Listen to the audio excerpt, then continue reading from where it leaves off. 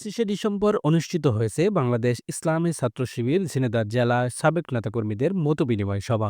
আগুন পূরণের ক্ষেত্রে প্রতিবন্ধকতা কোথায়, এই ব্যাপারে একটু আপনাদের কাছ থেকে আজকে কথা শুনবো। উক্ত মতবিনিময় সভায় সভাপতিত্ব করেন থানা আমির ডক্টর হাবিবুর রহমান এবং উপস্থিত ছিলেন জেলা আমির আলী আজম মোহাম্মদ আবু বকর। সাবেক দায়িত্বশীলদের নির্বাহী মতবিনিময় সভা হয়। মতবিনিময় সভা হলে যে গ্যাপের কথা কিছুটা উঠে আসলো, এই গ্যাপটা থাকবে না। আর আমি মনে করি ইসলামী আন্দোলন সারা জীবনের জন্য দিন প্রতিষ্ঠা করার আন্দোলন। জেলা ছাত্র শিবিরের সভাপতি, থানা সভাপতি এবং ঝিনাইদহ জেলার সাবেক ছাত্র শিবিরের বিভিন্ন দায়িত্বশীলবৃন্দ মতবিনিময় সভায় অনেকেই শহীদদের স্মরণে আবেগে ভেঙে পড়েন।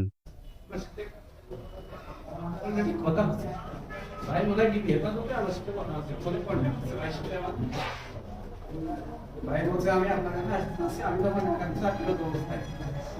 ভাই বলছে আমাকে একটু আশ্রয় দেন, আমি আপনার ওখানে আসতে যাচ্ছি। আমি বলি আসেন, কোনো সমস্যা নাই, আপনি চলে আসেন। তা বলছে ভাই আমি একটু মার সাথে দেখা।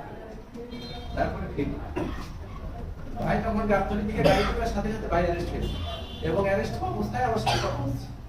আমার যতটুকু ধারণা, ভাই বারে বারে একটা জিনিস শুনতে চাচ্ছে, ভাই আপনি কোন জায়গায় আছেন একটু ঠিকানাটা দেন। কিন্তু আমার মনে ভিতরে মাথার ভিতরে একটু সন্দেহ মনে হয়েছে, সেই কারণে আমি ঠিকানা দিইনি। আমি একটা কথা বারে বারে বলছি, ভাই আপনি ভুল স্থানে দেবে দাঁড়ান, আমার লোক যে মোটরসাইকেলে আপনাকে আনবে, আপনার টেনশনের কারণে।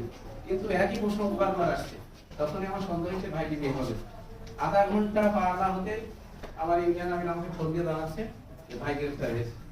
তারপর থেকে আমি ওই ফোন পুরো ফোন শুধু সিম না পুরো ফোন ফেলে দিই। তারপর থেকে দীর্ঘদিন ৮ বছর ঢাকাতে ছিলাম চাকরির অবস্থায়। ২ বছর আগে আমি আসছি।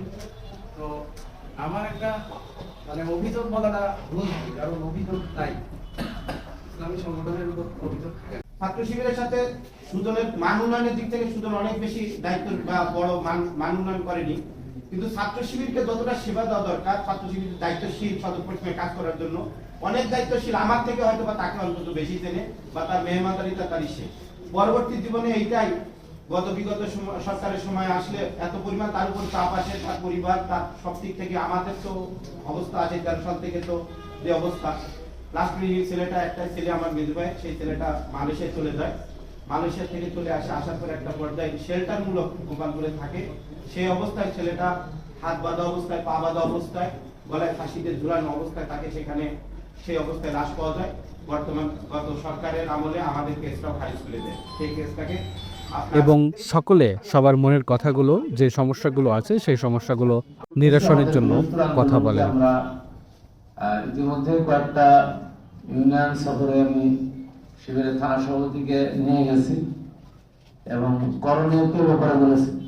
অনুষ্ঠান শেষে ডক্টর মোহাম্মদ হাবিবুর রহমান যে সমস্যাগুলো রয়েছে সেগুলো সমাধান করার জন্য আশ্বস্ত করেন এবং শহীদদের স্মরণে তিনিও আবেগে ভেঙে পড়েন। মাঝে মধ্যে চিন্তা করি শহীদের রক্তের জবাব কি হবে, এই শহীদদের ত্যাগ, এই কুরবানি।